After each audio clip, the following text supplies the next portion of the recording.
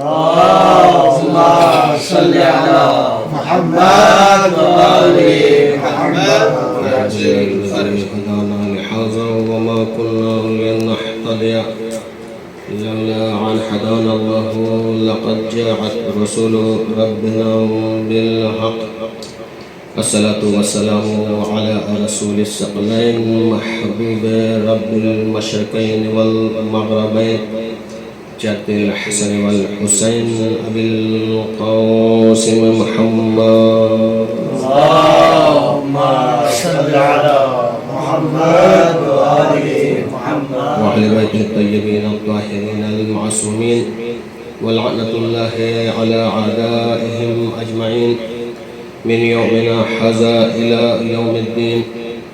أما بعد فقد قال الله تبارك وتعالى في كتابه المجيد والفرقان الحميد وقوله الحق. بسم الله الرحمن الرحيم. هل يستوي الذين يعلمون والذين لا يعلمون؟ صلوات الله عليه. اللهم صل على محمد وآل محمد وعجل فرجه. عزیزان محترم معزز سامعین گرامی،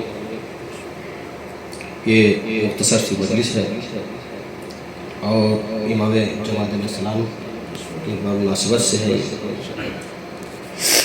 ہم نے جس آیت کریمہ کو آپ کے سامنے اپنا سلام کلام قرار دیا ہے، یہ سورہ زمر کی 9ویں آیت ہے، جس میں خلاق کائنات، مالک کون و مکان، مالک ارض و سما، ہم سب کا پالنہار، ہم سب کا داتا، ہم سب کا مالک، ہم سب کا رازق، اپنی پاک و پاکیزہ منزہ کتاب میں ارشاد فرما رہا ہے هل يستوي الذين يعلمون والذين لا يعلمون. حل یہاں سوال ہے، پروردگار سوال کر رہا ہے، حل کیا یستوی برابر ہیں الذی وہ لوگ جو کیا ہے جانتے ہیں، الذین یعلمون جو جانتے ہیں، پھر کیا ہے والذین لا یعلمون اور وہ لوگ جو نہیں جانتے ہیں.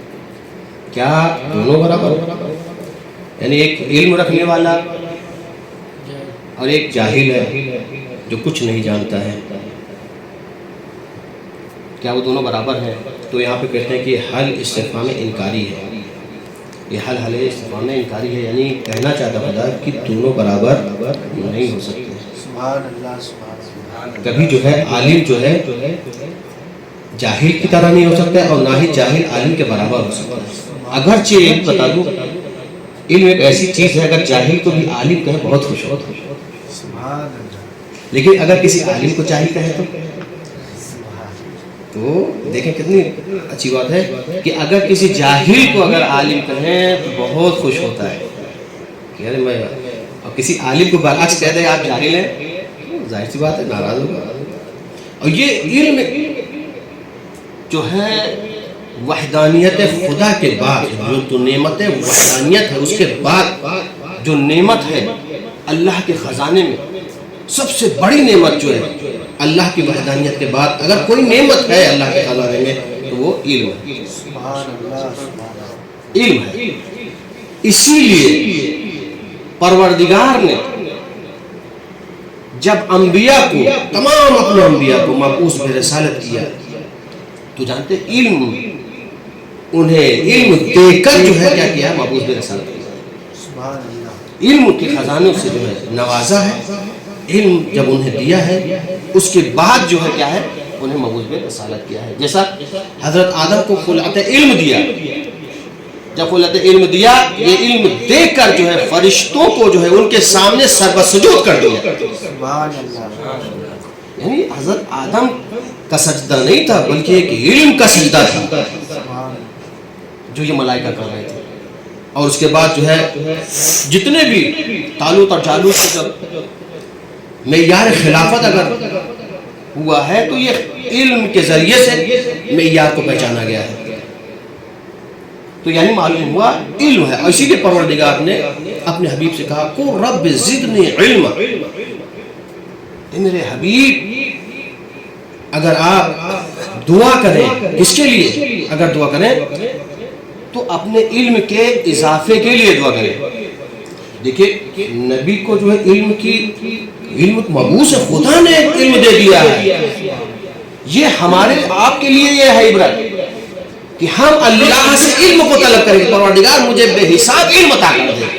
یعنی اللہ مجھے علم دے. یعنی اس طریقے سے انہوں نے روش اور طریقہ بتایا رسول اللہ کے ذریعے سے. رسول اللہ نے ہم کو طریقہ بتایا کہ اللہ سے اگر مانگنا ہے تو کیا مانگے آپ؟ علم مانگے. دیکھیں علم ایک ایسی چیز ہے, یہاں بات آ گئی تو ذہن میں بات آئی کہ علم ایک ایسی چیز ہے کہ وہ ہر چیز کو لا دیتی ہے. آپ کہیں گے کیسے؟ دیکھیں جناب سلیمان ہے, آپ نے شاید سنا ہوگا واقعہ, یہ مشہور واقعہ ہے کہ جناب سلیمان نے پروردگار سے حکومت طلب کی تھی. کہا تھا پروردگار مجھے ایسی حکومت عطا کر دے جو کبھی کسی کو نہ دی ہو. لہذا آپ جانتے ہیں کہ ان کو اتنی بڑی اللہ نے حکومت دے دی کہ جن و انس چرند پرند سب پر حکومت تھی ان کی.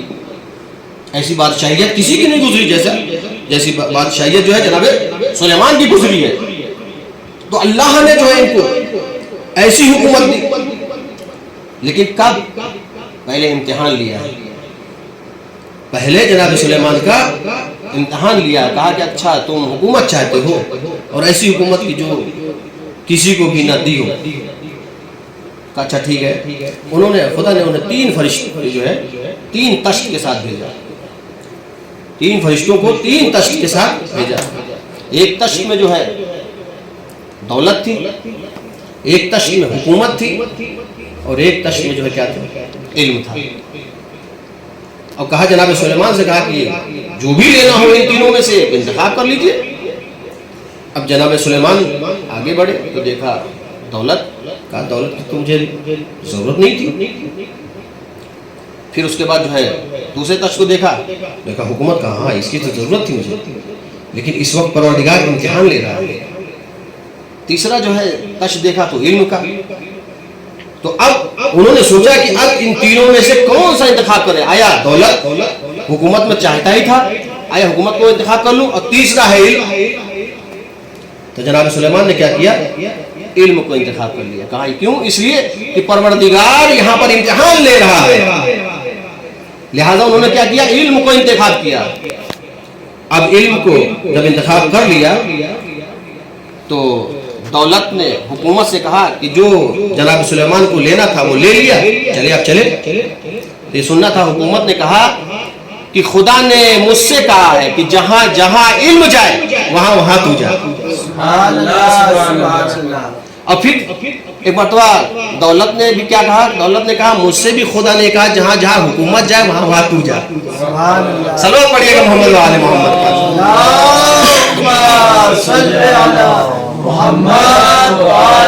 محمد. یعنی علم ایک ایسی چیز ہے جس کے ذریعے سے انسان ہر چیز کو حاصل کر سکتا ہے. دولت سے ہر چیز کو حاصل نہیں کیا جا سکتا, حکومت سے ہر چیز کو حاصل نہیں کیا جا سکتا, لیکن علم ایک ایسی چیز ہوتی ہے جس کے ذریعے سے جو ہے ہر چیز حاصل کی جا سکتی ہے. لہذا علم اللہ جو ہمیں پروردگار زیادہ سے زیادہ علم دین حاصل کرنے کی اور اس کو سمجھنے کی جو ہے توفیق عطا فرمائے.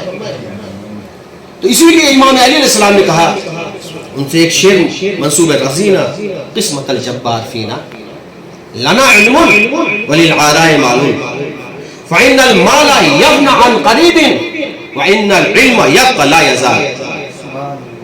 یعنی امام کہتے ہیں رضینا قسمت الجبار فینا, ہم اپنے پروردگار کی تقسیم پر جو ہے کیا ہے راضی ہیں.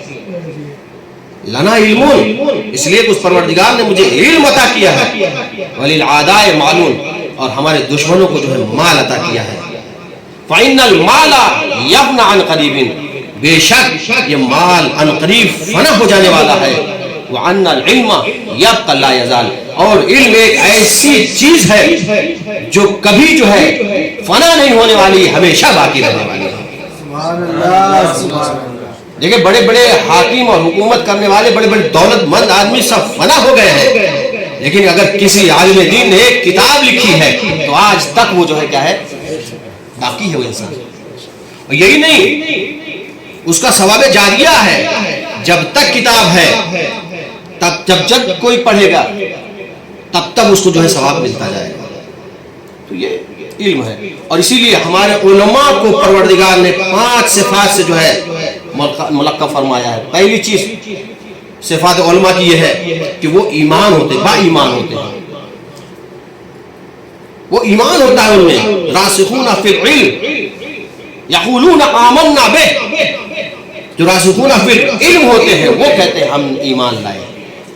دوسری چیز توحید کی ہوتی ہے. یہ علماء ہوتے ہیں جو توحید کو جو ہے مانتے ہیں, عمل کرتے ہیں. شاہد اللہ, اور پروردگار ان علماء کو جو ہے اپنی فہرست میں جو ہے کیا کرتا ہے, بیان کرتا ہے. شاہد اللہ انہ لا الہ الا هو الملائکۃ واولو العلم, یعنی اللہ خود اپنی وحدانیت کی گواہی دے رہا ہے, اور ملائکہ اور ساتھ میں صاحبان علم. اور دوسری چیز جو ہے کیا ہے, خشوع کی ہے. تیسری جو ہے بقاء و حزن کی, چوتھی چیز بقاء و حزن کی ہے. اور پانچویں چیز جو ہوتی ہے وہ ہے کیا ہے, یہ جو ہے خشیہ کی ہے. کہ یہ انما یخشی اللہ من عبادہ العلماء, علماء ہوتے ہیں جو کیا ہوتے ہیں, خوف کھاتے ہیں, ڈرتے ہیں اپنے اللہ سے. خالص علماء ہوتے ہیں. لہذا علم, اور اسی علم کی جو ہے بنا پر جو ہے ہمارے امام جواد علیہ السلام, نو امام محمد تقی علیہ السلام کا یحییٰ بن اقسم کے ذریعے سے کیا ہوا تھا, مناظرہ ہوا تھا. میں مناظرہ نہیں پڑھوں گا, نہیں, وقت بہت زیادہ ہو جائے گا. لیکن ایک واقعہ, چھوٹا سا واقعہ بیان کر کے ربط مسائل دے دوں گا. کہ وہ یہ ہے کہ بغداد کی گلی ہے, بغداد کی سڑک ہے. ایک مرتبہ منادی نے ندا دیا کہ بادشاہ سلامت کی جو سواری ادھر سے گزرنے والی ہے. بس یہ سننا تھا کہ سارے کے سارے لوگ, بچے جو ہے فرار ہو گئے. لیکن ایک بچہ ایک ایسا ہے جو فرار نہیں ہوتا ہے, وہ کھڑا رہتا ہے. ایک مرتبہ مامون کی جو ہے سواری ادھر سے گزرتی ہے تو کیا دیکھتا ہے کہ یہ بچہ وہاں پر کھڑا ہوا ہے اور سارے کے سارے فرار ہو گئے ہیں سب لوگ. ایک مرتبہ رک کر کہتا ہے اور پوچھتا ہے کہ سارے بچے تو چلے گئے, سب لوگ فرار کر گئے, تم کیوں نہیں گئے؟ تو اس بچے نے کیا جواب دیا؟ اس نے کہا پہلی بات تو یہ ہے کہ اگر جگہ تنگ ہوتی تو میں ہٹ جاتا, جگہ تو وسیع ہے, ایک چیز. اور دوسری چیز یہ, اگر میں مجرم ہوتا تو فرار کرتا. سبحان اللہ, سبحان اللہ. مجرم بھی نہیں ہوں اور جگہ بھی تنگ نہیں ہے تو میں کیوں فرار کروں؟ ایک مرتبہ اس نے پوچھا تھا کہ تم ہو کون؟ تو اس نے کہا محمد ابن علی. کہا اچھا تم محمد ابن علی ہو, کون سے علی؟ کہا علی ابن موسی رضا. میں موسی رضا کا جو ہے, علی ابن موسی رضا کا جو ہے فرزند ہوں. میرا نام جو ہے محمد ہے. تقی جو ہے خود ان کا جو ہے کیا ہے, القاب ہے. جواد بھی جو ہے ان کے لقب میں سے ہے, نام ان کا جو ہے محمد ہے. اچھا یہ چلا گیا, اور جانے کے بعد جو جب پلٹا ہے تو منادی نے پھر یہی ندا دی کہ بادشاہ کی جو ہے سواری آ رہی ہے, خلیفہ کی سواری آ رہی ہے. بس یہ سننا تھا, سارے لوگ فرار کر گئے لیکن یہ بچہ جو ہے فرار نہیں کیا, یہ وہیں پہ جو ہے کھڑا رہا. ایک مرتبہ مامون نے دیکھا تو کہا وہ یہ وہی بچہ ہے, جب جا رہے تھے تو بھی نہیں فرار کیا, جب واپس آئے تو بھی فرار نہیں کیا ہے. تو ایک مرتبہ اس نے امتحان لینا چاہا, کہا کہ تم اولاد جو ہے رسول میں سے ہو, فرزند رسول میں سے ہو. لہذا اس نے جیسے بچوں کی طرح ایک سوال کیا جاتا ہے, اس نے بچوں کی طرح مٹھی بند کر سوال کیا کہ بتا میری مٹھی میں کیا ہے, آپ بتا سکتے ہیں اس مٹھی میں میرے کیا ہے؟ بس یہ سننا تھا. ایک مرتبہ ہمارے آپ کے نو امام نے کہا کہ بادشاہ شکار پر جاتا ہے, اس کا شکاری عقاب جو ہے ہوا میں پرواز کرتا ہے, پرندے کے پیچھے جاتا ہے, لیکن وہاں سے جب پلٹتا ہے تو مچھلی لے کر آتا ہے, اور مچھلی کو لے کر ہاتھ میں مچھلی کو لے کر بادشاہ وقت میرا امتحان لیتا ہے. سبحان اللہ سبحان اللہ. یہ ہیں امام جواد علیہ السلام. اور یہ بھی یاد رکھیے گا کہ جواد لقب کیوں ہوا, یہی آخری جملہ, اس کے بعد زحمت تمام کر دوں. جواد کہتے کیوں ہیں؟ ایک غنی ہے اور ایک جواد ہے. غنی اسے کہتے ہیں کہ جو ضرورت جتنی ہے اتنا دیتا ہے, لیکن امام جواد وہ ہیں جو ضرورت سے زیادہ دے دیتے ہیں. یہ امام جواد علیہ السلام. لیکن امام جواد کو کسی نے نہیں پہچانا. روایت میں ہے معتصم نے جو ہے انہیں جو ہے مدینے سے بغداد بلایا تھا, اور معتصم, یہ بھی روایت ہے کہ دو, یا تو وزیر نے زہر دیا تھا اور ام فضل ان کی بیوی نے. جس طریقے سے امام حسن کی بیوی نے جو ہے امام حسن کو جو ہے زہر دے دیا تھا, اور کتنا شدید زہر تھا, بس اسی طریقے سے جو ہے امام جواد علیہ السلام کو جو ہے زہر دیا گیا. عزیزان محترم, اور یہ بھی شدید تھا, اتنا شدید تھا کہ علامہ حریری بیان کرتے ہیں, علامہ مجلسی بیان کرتے ہیں اپنی کتاب بحر الانوار میں, کتنا شدید تھا کہ امام تڑپتے تھے. اس طریقے سے جیسے مچھلی تڑپتی ہے, اس طریقے سے امام تڑپتے تھے. اور امام تڑپتے تھے اور اس کے بعد کہتے تھے العطش العطش العطش. ارباب اعضاء, میں کہوں گا مولا, جب آپ العطش العطش کرتے تھے تو غلام آپ کو پانی لا کر دے دیتا تھا, لیکن ذرا کربلا میں آ جائیے, ایک ننھی سی چھوٹی سی بچی سکینہ ہے جو العطش العطش کرتی ہے, پانی کے بجائے تماچوں سے استعمال کرتے ہیں, تماچے مارتے ہیں, درے لگاتے ہیں. جزاکم ربکم خیر الجزا. ہاں زدارو, امام کی عمر کہتے ہیں کہ 25 سال کی تھی. اس وقت امام کو زہر دے دیا گیا تھا. اس زہر کی وجہ سے امام کا جسم ضعیف ہو گیا تھا, ناتوا ہو گیا تھا, جسم کانپتا تھا. میں کہوں گا مولا ذرا کربلا میں آ جائیے. ایک جوان یہاں پہ سید سجاد ہے, جوانی میں بھی ضعیف ہو گیا ہے, جس کے پیروں میں بیڑیاں ہیں, ہاتھوں میں ہتھکڑیاں, گلے میں خاردار ٹوپ ہے, اتنا ضعیف ہے. جب مدینے پہنچا ہے نا, ان کے چچا ان سے ملنے کے لیے آئے, محمد حنفیہ جب آئے ہیں ان سے آ کے پوچھتے ہیں کیا اس قافلے میں میرا بھتیجا سجاد آیا ہوا ہے؟ ایک مرتبہ یہ سننا تھا. مولا سجاد نے کہا چچا چچا آپ نے نہ پہچانا, میں ہی تو آپ کا بھتیجا سید سجاد ہوں. جزاکم ربکم خیر الجزا. خدا کو کوئی غم نہ دے سوائے غم سید الشہداء کے. آخری جملے اس کے بعد زحمت کو تمام کر دوں گا. میرے مولا کے چاہنے والوں, 10ویں امام کو جب امام مرنے کی خبر سنی تو معجزے کے ذریعے سے بغداد تشریف لائے ہیں. امام کو غسل دیا, کفن پہنایا, اس کے بعد دفن کیا. جنازہ بڑی شان و شوکت کے ساتھ عجیب جنازہ ہوا.